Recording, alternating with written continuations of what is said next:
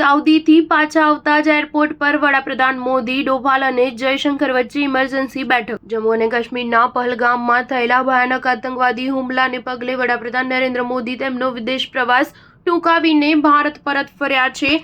દિલ્હી પહોંચતાની સાથે જ તેમણે એરપોર્ટ પર જ એક ઇમરજન્સી બેઠક બોલાવી. આ મહત્વપૂર્ણ બેઠકમાં રાષ્ટ્રીય સુરક્ષા સલાહકાર અજીત ડોભાલ, વિદેશ મંત્રી એસ જયશંકર અને વિદેશ સચિવ હાજર રહ્યા હતા. વડાપ્રધાનના વિદેશ પ્રવાસ પરથી પરત ફર્યા પછી તરત જ યોજાયેલી આ ઉચ્ચ સ્તરીય બેઠકમાં હુમલાની ગંભીરતા, આંતરરાષ્ટ્રીય પ્રતિભાવ અને સુરક્ષા વ્યૂહરચનાઓની વિગતવાર ચર્ચા કરવામાં આવી હતી. ઉલ્લેખનીય છે કે સાઉદી અરેબિયાના ક્રાઉન પ્રિન્સ અને વડાપ્રધાન મોહમ્મદ બિન સલમાન સાથે દ્વિપક્ષીય બેઠકમાં હાજરી આપ્યા બાદ વડાપ્રધાન નરેન્દ્ર મોદી બાકીના કાર્યક્રમો છોડીને આજે સવારે દેશ પરત ફર્યા હતા. સત્તાવાર સૂત્રોના જણાવ્યા અનુસાર જમ્મુ અને કાશ્મીરના પહલગામમાં થયેલા આતંકવાદી હુમલાને કારણે ઊભી થયેલી પરિસ્થિતિને ધ્યાનમાં રાખીને પીએમ મોદીએ ગઈકાલે રાત્રે સાઉદી અરેબિયાના ક્રાઉન પ્રિન્સ અને વડાપ્રધાન મોહમ્મદ બિન સલમાન સાથેની મુલાકાત પછી તરત જ પાછા ફરવાનો નિર્ણય લીધો. તેમણે